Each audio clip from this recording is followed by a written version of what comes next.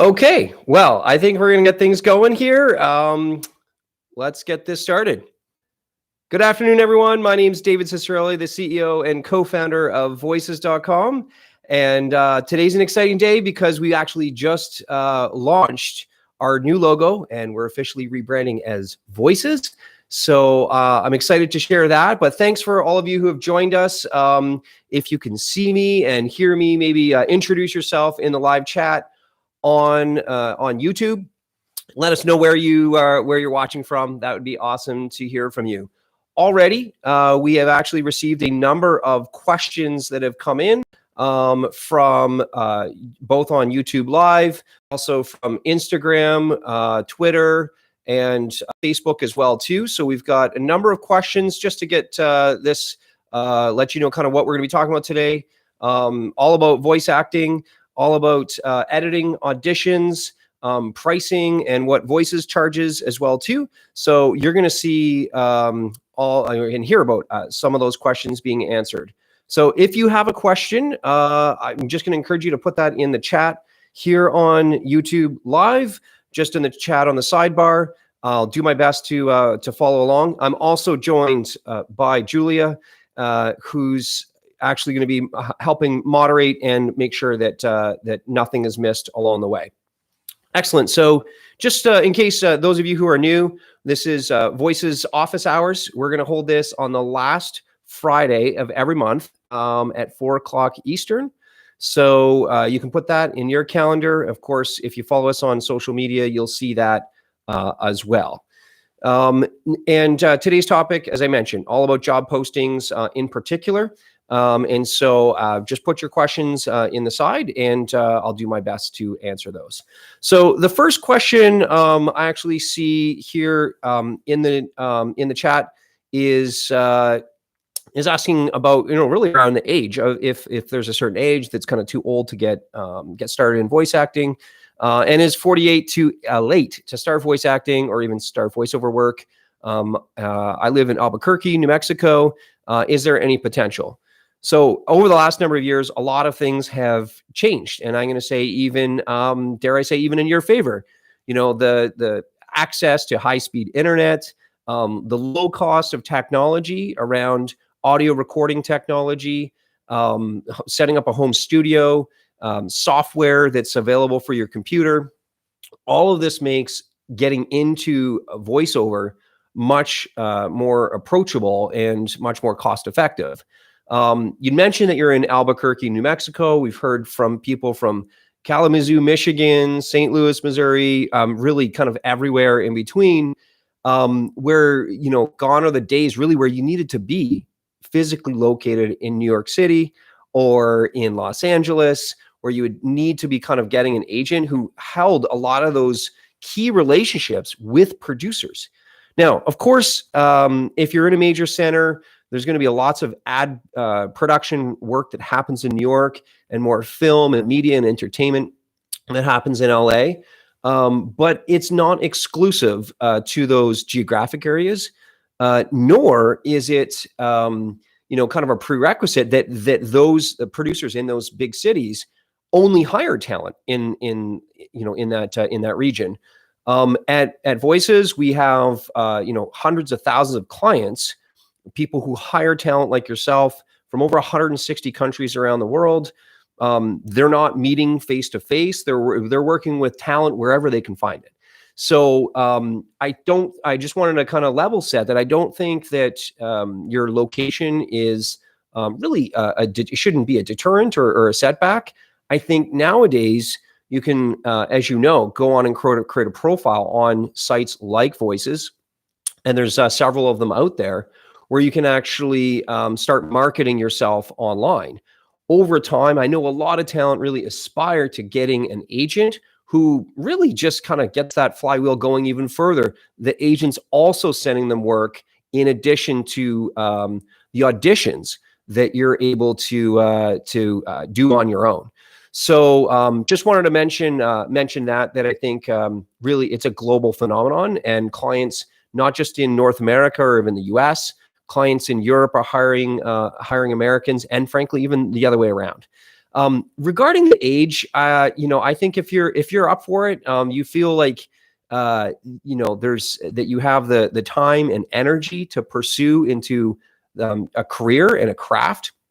As you listen to commercials and you hear documentaries or audiobooks, I think you'll agree that there's work for kind of every age and stage of life. So likewise, I don't, very different from perhaps on-camera work where maybe the scope of work, they're looking for maybe somebody has a certain look. I don't think that's necessarily the same way with VO. Obviously, it's off camera by very nature, but then as well that it's not only just off camera, that often kind of a more rich and mature voice is going to sound authoritative. So it's probably going to lend you to certain kinds of work. So you can consider that as well too. So just want to give you some encouragement there. That I think it's a great time to at least explore and pursue voice acting. Wendy on YouTube Live says, "What if I already have representation? Is it convenient to have voices as well too?" So for those of you watching, representation means if you already have an agent that represents you. In some circles, there might be a talent manager. It's a slightly nuanced or different relationship, but not necessarily an agent. The talent manager really, in a lot of ways, fulfills the same role. Manager's mandate might be a little bit more broad, in fact, kind of providing additional kind of support services. But if you have representation, I would just check with your agent first, particularly around the agreement and understanding that you have with your agent. Is it an exclusive agreement where only they can represent you, or is it non-exclusive where you can have multiple agents, multiple streams of opportunity coming into you? So I think it's conversation and just get. The reason is, I would hate for your agent to be doing a search for you online and they see like, oh, I see you also have a profile on Voices. What's this all about? So I think the best practice here would just to be upfront and have that conversation. There are no agency profiles on voices.com. Everyone on the site, everyone is an independent or a freelancer, if you will. So you would actually need to create that profile for yourself. So if I were to kind of put my marketing hat on, I would think, hey, more opportunities for you to get more work would be both good for you. And if your agent wants to help negotiate the big deals, maybe you have some understanding around that as well too. Okay, so moving on, we have Catherine from Instagram. She says, if I have a free subscription, how can I start working? So at Voices, we have 3 tiers of membership. One is called the guest membership, which is the free subscription that Catherine's mentioning. And with that, you can create a profile, upload samples of your demo, of your voice, known as a voiceover demo, as you guys know, and then actually be included in the search results. Then kind of the step, and that's all completely free. There's no limit on the number of demos uploaded. Frankly, the more the better, because that just gives you more visibility in the search results. The next step up would be the paid subscription, which we call the premium membership. And the premium membership is $499 each year. And from time to time, there might be promotional offers or discounts, but that's if you wanted to get started today, that would be the price. And with that, really the difference is now with the premium membership, you can proactively reply to the job opportunities that are posted that kind of match your profile. And obviously that's a huge benefit because every day there's hundreds of job postings on Voices for all manner of voiceover work. And we would invite you, really automatically, you get these invitations that show up in your inbox every day. So the way I often kind of distinguish the difference between the free guest membership and the paid premium membership is really if you're willing to be kind of in a wait and see mode, like I'm just going to stay on this free plan. I'm going to wait for requests to come to me because I've got my demos uploaded, my profile's there. I can be found in the search result, but you're waiting for a client to find your profile directly and invite you what we call a private invitation or a private job. It's kind of a one-to-one, like they're finding you directly. They listen to your demos, they like what they hear, and they're inviting you to audition. That's of course a lot slower, a little bit kind of out of your control, if you will, because you're dependent on the client to invite you. The alternative would be if you want to be kind of more proactive. So one is like reacting, the other one's being proactive. And with the premium membership, as I said, you can you get sent the invitations, dozens, if not more than that, every day, and then you would be able to reply to those. So to answer your question, Catherine, you can get work. Probably if even if you have a profile on Voices, you have it complete with a number of demos, which is really the most critical part. I can't underscore that enough. A lot of talents sign up and then don't upload a sample of their voice, meaning their demo. If you don't have a demo, you don't show up in the search result. So we really need to have that demo there so you can be showing up in the search results. And then you can even share that link on social media to your profile. So that's another way that you can get people to hire you. That's something that we see as well. So, it is possible. There's actually more guest members. We just actually, we're looking at some of the data, just the other week. There's more guest members than ever that are actually getting work on voices.com. I think there's just a wide diversity of talent, foreign languages, not non-English languages, accents, kind of this hard to find talent, where it might make sense that if you kind of fit that profile, if you will, that you continue to stay as a guest member until you feel like, hey, wow, I'm getting work as a guest member. I'm going to take that next step to upgrade. So hopefully that was helpful. There's a question around if I got kind of nothing to start with, what should I do for a demo? Meaning, hey, if I don't have some work under my belt already, what would I put on a demo? So couple things just to unpack here. First off, typically you're not putting your actual work on as your demo. Your demo is like a portfolio, samples of what you can do. It's not, unless you have explicit consent from that client that you've worked for, that says, hey, yeah, sure, you can include our spot, our commercial in your demo. Usually it's actually either fictitious companies or sample reads or a script that's been produced and written just for you for demonstration purposes only. So I wanted to get out there. Now, the good news is, well, then you might be asking, like, where do we get these scripts from? Now, at Voices, we've produced hundreds and hundreds of scripts. We have writers that have written these over the years. They are all available on the blog, and perhaps Julia can add in some information, a link perhaps to the scripts on the blog. Now, pros and cons with that.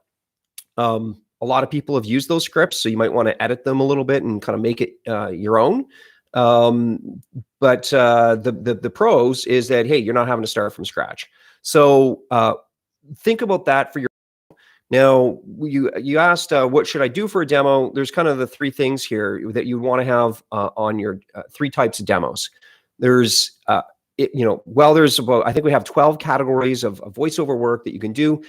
It fundamentally boils down to these three areas. Number one, you want to have a commercial demo. That's going to cover all the radio commercial work, TV commercial work, and all the internet ads. So you can kind of put that all under this commercial demo. And think of this as, your highlight reel of, 10 to 15 kind of abbreviated versions of that commercial, all back to back. And so the demo itself just might be 60 seconds. And you can get commercial demos in those scripts that were just shared in the chat.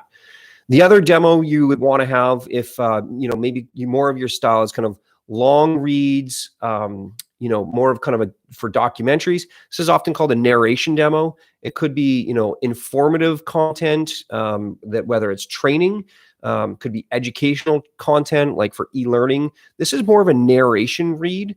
And so, if a commercial demo is like your sprints, right? The high energy, fast paced. This is a little bit slower paced. You're getting into character of the narrator, the kind of classic narrator. And this demo might be, often there's still only a minute or two, might be a bit longer, as I say, a minute or two. But that's the other demo you're definitely going to want to have. For all the fame that commercial work gets on radio and TV, it's probably about 10% of the overall market and total volume of work. Maybe a little bit higher, maybe 15, maybe 20%. At Voices, we see about 20% work is like that commercial work. And so think about that. That means 80% of the work is not going to some broadcast. It's not for an advertising campaign. It is more of the kind of industrial in nature, businesses that just need this content to be produced. So think about that. A narration demo would be great for you. The last one, just to touch briefly on it, see there's lots of questions here and excited to answer those, would be your character demo. And if you have a, let's just call it, if you have a voice that is very flexible, you've done a lot of acting in the past, you almost have like a passion for creating, fun voices, silly voices, getting into character, then that's where your character demo is going to be helpful. So you can land jobs on video games, in cartoons, and animation. So think about that. Now, I hope this was helpful and you're not feeling overwhelmed that you have to have all three of these all at the same time or all at once.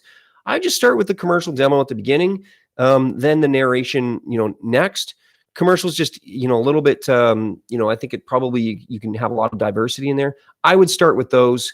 And if you want just to pick one, either one that you feel comfortable with is probably the best place to start. Okay. So we got a question here from Troy. How do I start working as a voice actor with a few recordings and turning it into a voice reel? So a voice reel is another term for a voiceover demo. The term reel comes from, gone by days here where recordings were done on reel-to-reel cassette. You've probably seen them in like old spy movies where there's these two reels that are having that magnetic tape kind of go from one cassette to the other cassette, or one reel to the other reel. And so that's where this term voice reel comes from. But in kind of modern day terms, it's almost synonymous with voice reel or voice demo, really kind of mean the same thing. So one thing that you could do if you have, if I'm understanding the question correctly, if you have work that you want to use on a demo, a simple email is really all you need to just ask that client, hey, I'm looking to update my marketing material or my promotional. As you know, I work as a voice actor, looking to update my promotional material. Would it be okay with you if I included a small portion of the work that I did for your organization on my voiceover demo? And then I would include a call to action in that email when you're asking for permission. If this is okay with you, just a quick one line, yes, it's good with me, is all I need as a go ahead. So you're not asking them to get on a call and discuss or anything. You're just looking for a good, a quick approval, if you will. I find that taking that approach will get you the permission that you're looking for, and be able to use that in your demos. Then really what you're doing is you're finding the section of each of those pieces that you like, and editing them together. So as I say, it kind of goes back to back, like, Delta Airlines, Hilton Hotels, PepsiCo, and like Frito-Lay potato chips or something like that. That's how you want your demo to feel pretty fast-paced. Think of it like a sports highlight reel, right? These are very, very short cuts of just the best parts of each clip. All right, Debunker asks, can you use old auditions as a demo reel, or is it frowned upon? Same reason why you would need to be asking permission of a client to use like the actual work. That audition is somebody's script, which is considered their intellectual property, right? They wrote that, and that's their work. They're having you audition it. And even after you get hired for that, it's still their intellectual property. That's their work creation. So the short answer is yes, it is frowned upon. The other reason is it can be misleading. And I know this is not your intent at all, but it can be misleading, giving people the impression that you actually did that work for that client. So reading a script because you found a script that says it's for Coca-Cola, arguably one of the top 10 brands, now and probably all time, it's definitely going to give people the impression that you did the work for Coca-Cola. And why do that if you didn't? Because that's just setting yourself up. If someone says, "Oh, wow, I really like your voice, that spot that you did for Coca-Cola. Tell me about that ad campaign." And do you really want your relationship starting off with, "Actually, it was just an audition. I didn't really do the work." I don't think that's the best first impression that you want to pursue. So, long story short, I would not be using auditions from the past in your demo reel. Hence, again, why there's all those scripts available. I know Edge Studio has a huge library of scripts as well too. We've got a big library of scripts. You could probably, if you know a writer, you can ask somebody to write one. Often, if you're looking for inspiration, like articles in or headlines from news or magazines or something along this would be good inspiration for a script that you could put together. Okay, so we have Dustin from Instagram asking, what's a good audition to shortlist ratio? And this is actually really interesting you bring this up, because if you guys can just give me 30 seconds, we were just having this question today, in fact, around some of these statistics that are available on Voices. And this is kind of fun because I get to preview this live with you guys today. So there's actually a talent who's looking to write an article about all the statistics. So again, just for the sake of everyone being familiar with this, in addition to Voices as a platform where you can find work, we find that one of the biggest feature requests is, I want to get some feedback from the client. I want to know, am I doing well? Am I not doing well? What's working? What isn't? The clients are so incredibly busy. They do not have the time to reply to 25, 50 people, letting them know what they liked and disliked. So the best kind of proxy for that we found that is a solution kind of at scale is to provide you with statistics that let you know, were you, first off, listened to? Was your audition listened to?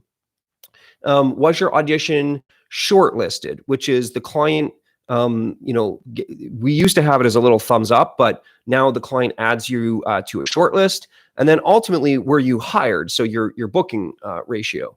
So let me walk through a few of these here. So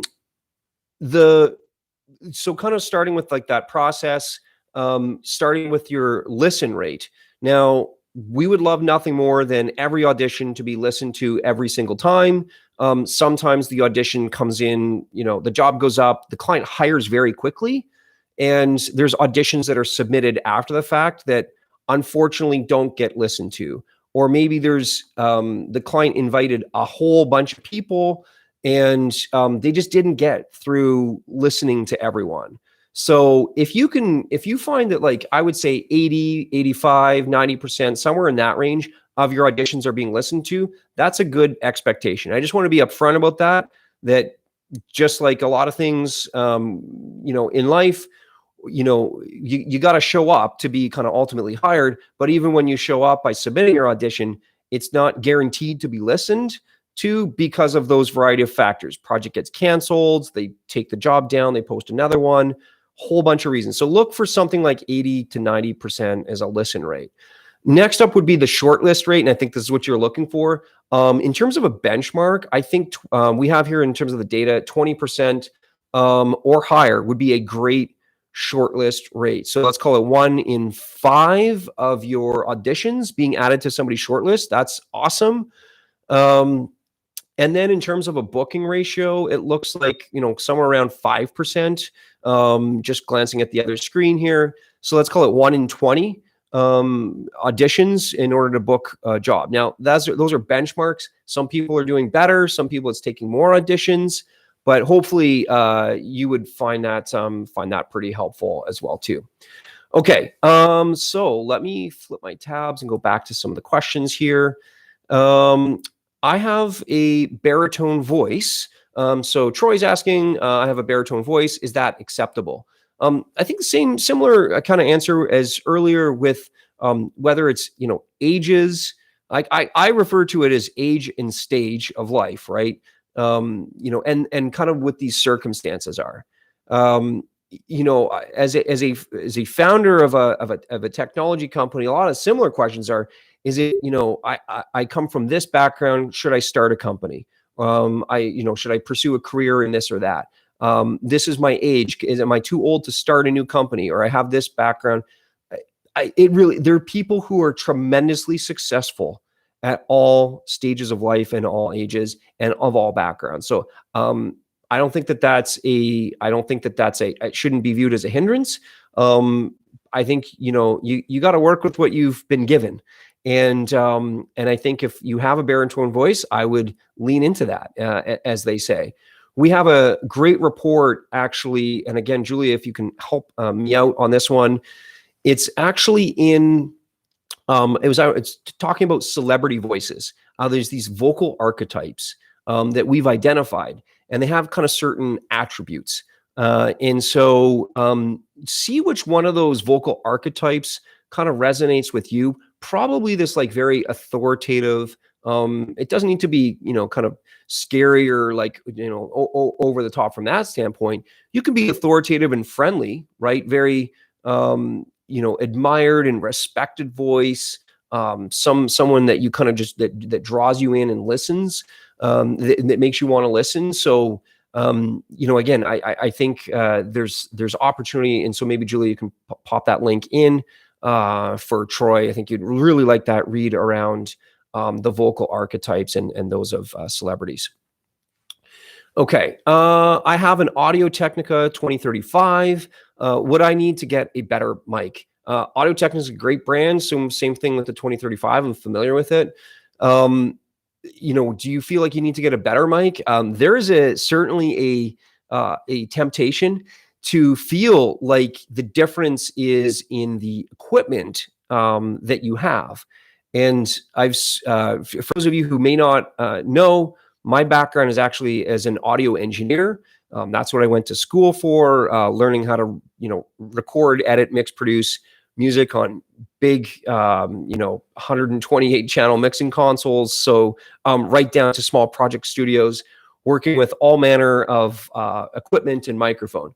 And specifically microphones. And what I found, and even speaking with other talent, is the sound of your room is arguably more important than the microphone that you use.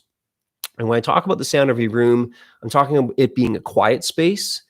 I'm talking about it not having any, again, I'm a terrible example here because we're on YouTube Live, not recording a voiceover for a commercial. But, in a glass room, the sound is probably just, bouncing off if you were to listen to this with headphones on. Hence why I'm trying to the microphone.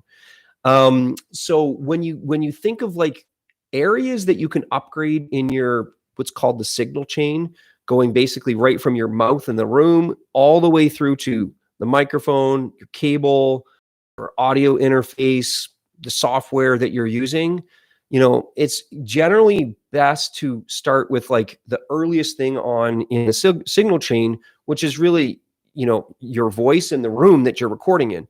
The microphone's going to pick that up. So it doesn't matter if you have, if you have a really noisy room where you can hear, air conditioning and cars outside, you changing your microphone is just going to probably cost you hundreds, if not thousands of dollars more. It's still going to be a noisy room. So hopefully you kind of get what I'm sharing there, I would start with the room. And then in terms of the microphone, one great tip, and again, we have other YouTube videos on this. There's one done by Bob Breen, which perhaps, again, Julia, you can find this YouTube video that talks about, his tips for finding the right microphone for your voice. And he suggests, hey, if you can build a relationship with a local music store, they actually might let you borrow 2 or 3. So, just like that, you can test drive them, right? It's the same reason if you're considering maybe a car, or maybe, it's an investment, and you're not just going to buy the first car that you see. You probably want to know, how does this handle? Does it meet all my needs? Is there enough space, et cetera, et cetera. So, whatever that kind of criteria is that you're looking for in a good responsive microphone, see if you can, either through your personal network, ask around if you can borrow a microphone from someone. So maybe something worth kind of putting up on Reddit, or maybe on Craigslist. Alternatively, if you can get a relationship with a local music store, and they probably would be, they might have kind of an out of the box version that you can, like a demo version that you can take home and try. That's pretty common. And it's good for their business as well too, because they obviously want to make the sale. But for you to spend a couple $1,000 on a microphone, like, wow, it'd be great to use. Just closing this off around kind of the feeling of getting a better mic. Spoke with, when I do video calls with some of the talent, and they're in their studio, and you're looking at the background like, wow, it's like a Telefunken or a Neumann, U87, or like, you look at these, they're incredible microphones. They're like, yeah, and I just use this, and it's like, a RE20 or something, and like they're just, it's like a tried and true microphone for their voice. And they found that, because everyone has a different voice, certain microphones just lend themselves better. So it's not always about having, all the equipment. At the end of the day, you're going to probably pick one and just keep using it over and over. Awesome. So continuing on here, do you think that video game work or animation is more difficult because the client would rather work with a celebrity voice? Probably for animation. Yeah, absolutely. It's video game work and animation are still very much largely done, again, where there's like big casts of characters. There's certainly something to be said. They're done in person as much as possible, often because there's multiple people kind of playing off each other. That's one thing that they're trying to capture in these line reads. The other thing is there's almost a cachet to, AAA video games. They have the same production budget as a blockbuster, Hollywood movie, in often like, tens, if not hundreds of millions of dollars. So one way to recoup that investment is like, well, who are the lead characters in this game? And if they can, secure a celebrity voice for that, it helps, again, here we are back to marketing. It helps sell more games. So I think it's very competitive from that standpoint. There's sites that you could try to find independent game producers that you might be able to, again, get an in with. But I definitely, I would agree that that type of character work, because there's celebrities that are participating, that it's great work, it's fun work. In the words of Zig Ziglar, who's a famous sales consultant and coach, and perhaps it's in his name, but he says you want to zig when people are zagging, right? Like if everyone's going in one direction, like maybe you want to consider going in a different direction and try something different. So if that work is being done by celebrities, if you still want to do that work, well then maybe let's not like start off by trying to compete head on with the AAA games. Maybe there's independent game producers who are cranking out a higher volume of work that you'd be great for. So consider that. Dina asks from YouTube Live, how can I read the same script in different ways? I find it extremely difficult sometimes to change my intonation when reading the same script. So Pat Fraley is a great voice coach. He has been named the man of 4,000 voices, I think. So look him up, Pat Fraley. He taught me, and he probably doesn't remember this. It was a workshop in New York, and he taught me his technique, which I will share now with you, which he calls the Goldilocks effect. And when you're reading, you want to do kind of like one that's the first read is often like you got all this energy, like I'm just going to go for it, and you typically are a little bit over the top, right? And that's one. When there's a pause, you give a greater pause. When there's like a punchy word, you really emphasize it. And then you do one that's a little bit like kind of like underwhelming, where it's subdued and there's less emotion in that. And then you do the third read, which is kind of the Goldilocks just right, if you know the fairy tale, if you will, where it's kind of right in the middle. So think about that of how can you kind of literally, it almost sounds exaggerated, kind of like the difference between let's call it a caricature. If you've been on streets in big cities, there's usually an artist who's doing these exaggerated caricatures of people's almost like a headshot. That's the over the top version. All the facial features are exaggerated. So you want to do the same thing with your script. Over exaggerate the words that need to be emphasized. And then there's like, let's call it a black and white photo. It's still a photo of you, but it's black and white. It doesn't, that's the subdued version. And then you have a beautiful color portrait in the middle. That just seems, it's just right. It's an accurate representation in the middle. So I would leave that advice and that technique, kind of that Goldilocks effect, over the top, subdued, and then just right in the middle. And you can practice that with scripts and hopefully give you some more variation.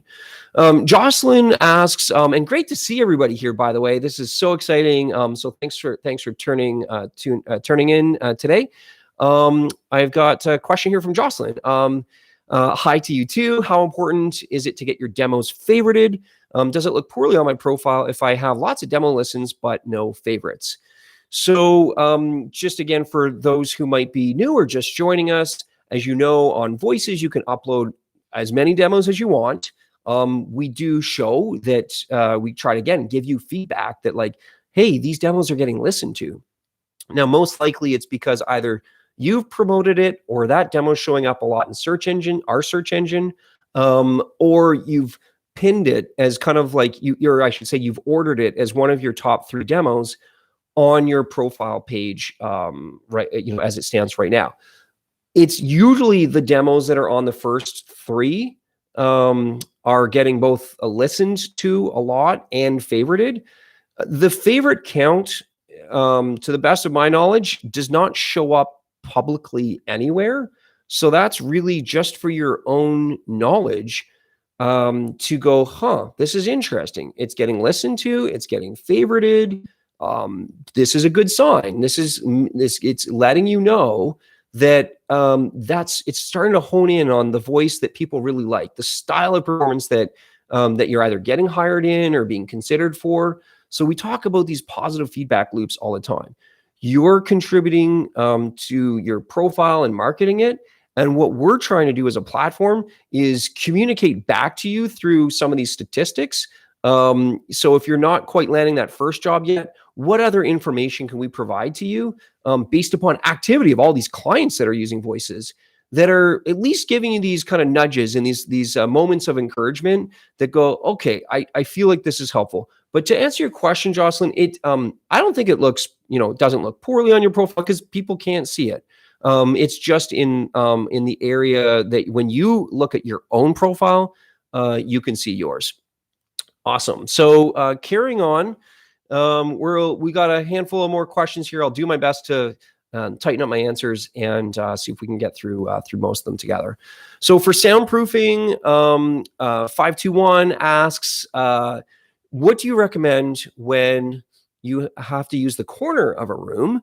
I was thinking about putting up some curtains or something that could hopefully block out some of the sound.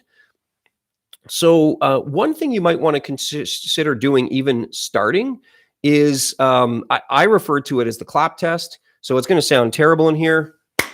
You can kind of hear this like slap backy. So it's like, okay. And I mentioned earlier, this is it's the glass cube, one of our offices here at Voices. So it's not a great place to do recording. If you record, kind of do like this clap test and just record that and listen to it. And it's like, okay, I'm doing one of two things. I'm listening for any reflections and go, oh, I didn't realize it's that window, even though I have curtains in front of it coming through. Or the other thing is to do just what's called a room tone test, where you're literally just recording, you're not speaking, you're just recording the sound of your room. So if I were to do that here, I can actually hear in the sound some of the air conditioning units. It's pretty faint, but it's definitely there. You want to do the same thing in your recording space. So whether you're in the front, one side of the room or the other side of the room, that room tone is probably going to be pretty omnipresent. So figure out what is making that sound and see if you can kind of dampen that out.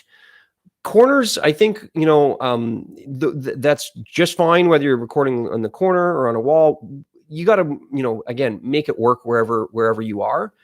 Curtains certainly help. Foam helps. It doesn't need to be like the Oralex super expensive stuff. I've seen a lot of people go to a Home Depot or a Lowe's and just get, kind of construction foam.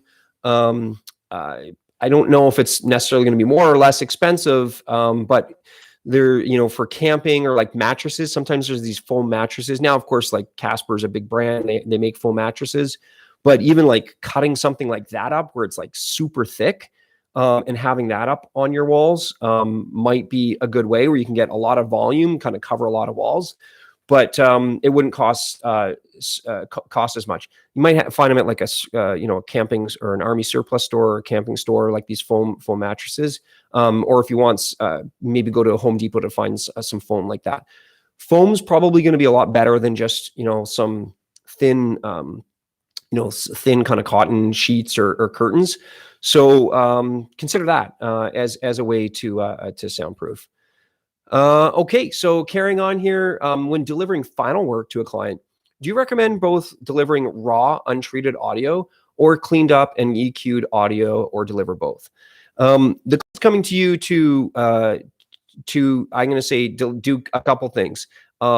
Yes, deliver a script that's recorded to your artistic direct representation and kind of interpretation. So a great read, but they're also looking for a final file. I would give them one. I think giving them two, frankly, risks them using the wrong one. That could be problematic. And in terms of EQ, I would suggest that you give kind of an edited file, EQ'd file. I would try to keep it pretty subtle, because if it's too much, you might be taking away from something of that in that recording. But same thing with other forms of editing. The editing would be, like if you don't want to have any kind of misspoken words or like oh, here's my second take. No, if it's the final work, as you say, like they're just looking for one clean recording. So aim to deliver that. I'd keep the EQ pretty subtle. And if you watch Randy Rector's video on our YouTube channel, maybe you've seen it before. He has a whole video around EQ and equalizing, which he explains A, what it is, but also B, kind of how to do it tastefully. And spoiler, generally when you're EQing, you want to remove or cut the unwanted frequencies as opposed to boosting to kind of like counteract or augment a particular frequency. When something's missing, people in their hearing, they don't notice that something's missing. It's just it's not in the audio spectrum. When something's boosted, where you're turning up the frequency, and if you see on that graphic equalizer, that's where stuff sounds like it's piercing your ears. So think about that when you're delivering final audio. You kind of want to have a pretty smooth graphical EQ, and you're notching out those unwanted frequencies like a hum in the floor or a rattling or something. You can often identify it by having it peaked and go, oh, wow, there it is, and then just notch it out to decline. So I digress. I could go on and on about EQ, but check out that video. It's an awesome one that that Randy has done. So we got a similar question here from Troy. What format does the footage want when sending it to a client? Novice editor, want to learn from mistakes. Well, if you're talking about video footage, that is admittedly out of my domain. I think, you know, again, sometimes they'll want like a rough cut first, but you know, and you can kind of preview that. But generally, if they're looking like they're hiring you because of your expertise, they're going to want as close to a final as much as possible. So take that for its worth. But I would talk to a video editor who knows certainly a lot more than I on this. We got a question here from just on the jobs on Voices, or from Lucy. So welcome, Lucy. How come the job status goes from deciding to completed with no working status in between? When I'm shortlisted for a job, it would be useful to know. So when a job has been awarded to someone else. Okay, so these are the statuses on the job list on Voices. So it sounds like, Lucy, you're a premium member. Thank you for joining Voices as a premium member. When you're looking at the these statuses, they are personalized statuses to you. Now, this is one I'm going to say architectural or like software choice that we've made, which is and we try to, and I certainly welcome your feedback on this. But what's the information that's going to be helpful to you? You want to know like how it's designed now is you want to know your relationship with this job and where that client is at. The client is in deciding as they are listening to your audition and others. They've not made a choice yet. It does skip to completed once they've hired and completed that job. The working status, to the best of my knowledge, only shows up when you are working on that job. So I agree. There's definitely a time and a place where it certainly would be helpful to know when someone else has been hired for that job. If you see it completed, it means it's likely already there. But the working is kind of like that in between stage where they've decided, but the final files haven't been delivered yet by you. That's why you see working. So if you're in your account on Voices and you can go up to the job on the job page, you'll see there's like a little legend that kind of breaks down all of these statuses. So you can use that as reference. Okay. Troy, we got a question here around microphones. What is your opinion of the Blue Yeti, either for USB or XLR? So basically, for those, again, who might not be familiar, Blue Yeti is a microphone, and USB and XLR are two different cable connectors. So, you know, generally speaking, XLR is a more professional standard for microphones. It's in all the major studios. It's been around for probably 50, maybe even longer than that. So that's probably the one I would go with. Just realize that if you go with an XLR cabled microphone, it's going to require an audio interface. So that means it's a separate box that plugs into your computer. And also your microphone plugs into it, and then it plugs into the computer. So it's called this audio interface. It interfaces between the microphone and your computer. So just recognize that, you know, if you go with an XLR microphone and all the, like, as I said, all the Neumann microphones, you know, most of the Audio Technica that was mentioned earlier, Shure microphones, they all have their higher end products are these XLR ones. The benefit for the USB, which is what I'm using right now, is quick and dirty recordings, really easy to use, doesn't need that audio interface. I'm just kind of plugged right into the laptop here. So, you know, and consequently, they're often a lot less expensive.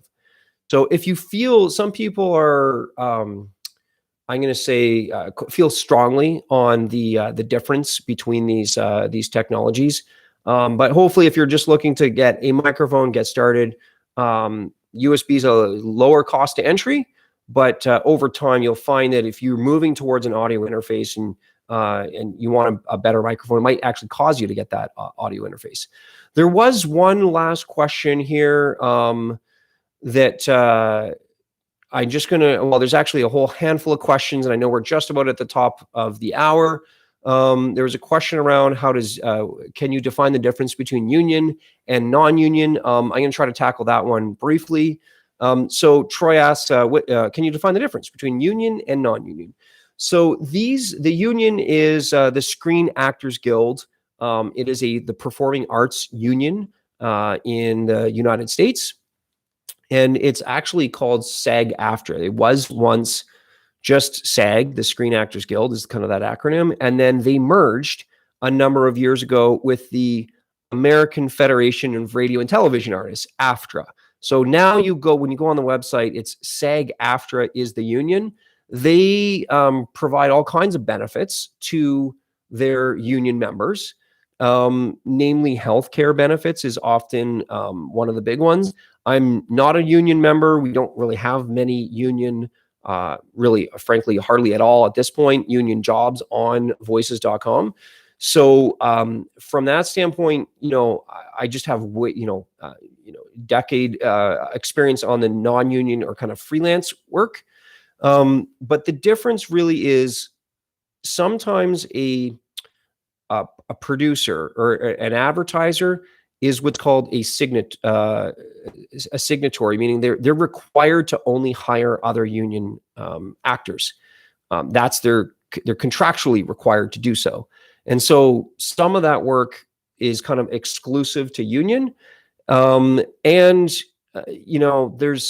think this has been well proven at this point that, to be not the case that, union always pays more. That's definitely not the case.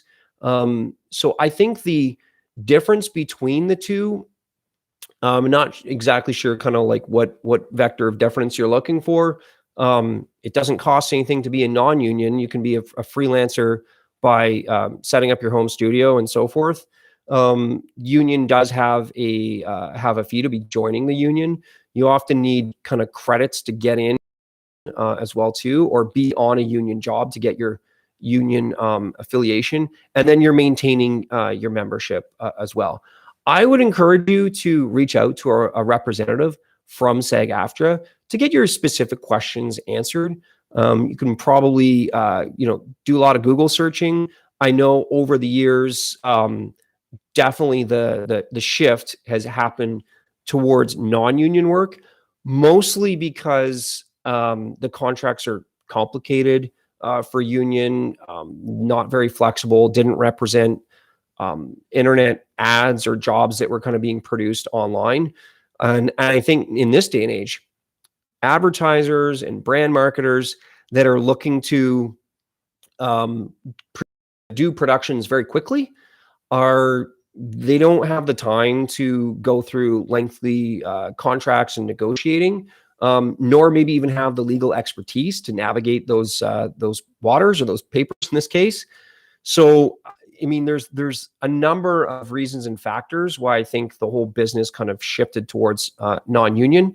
But again, lots of material online that you can read about this. My experience is kind of having a front row seat of watching freelance talent who are professional talent have their careers thrive doing work on an online platform like Voices. So that's been my experience to date.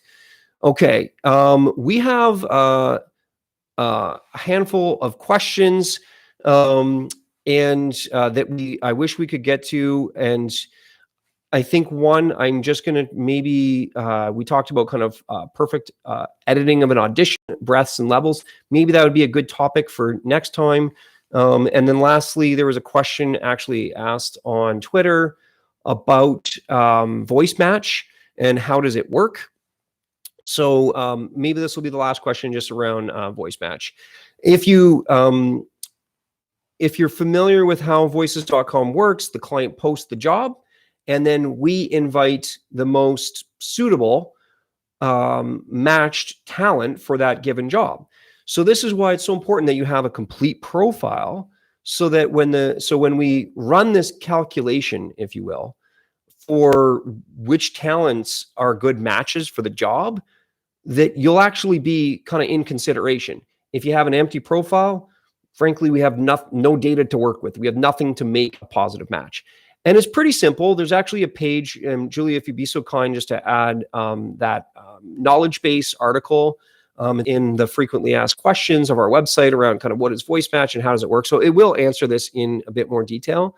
But in short, we take the requirements of the job, language, the gender they're looking for, the age range, the category of work, and we match that up against the pool of available talent that are also that kind of have that positive match.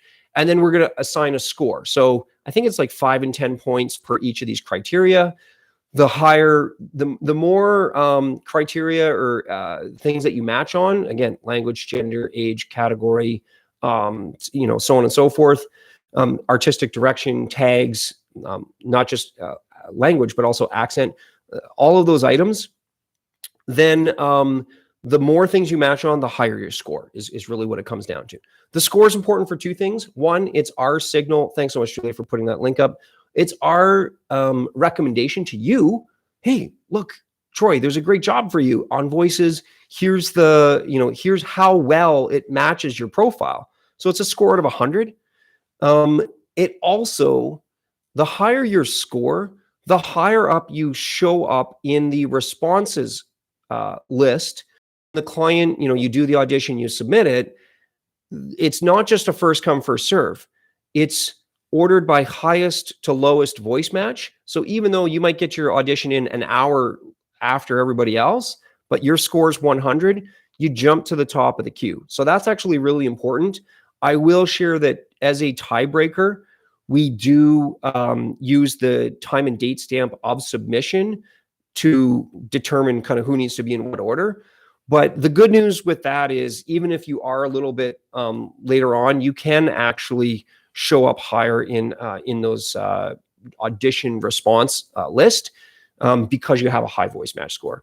So see some links up there that we put in YouTube Live. Hopefully you find that helpful. We can unpack VoiceMatch a ton more next time if that's of interest.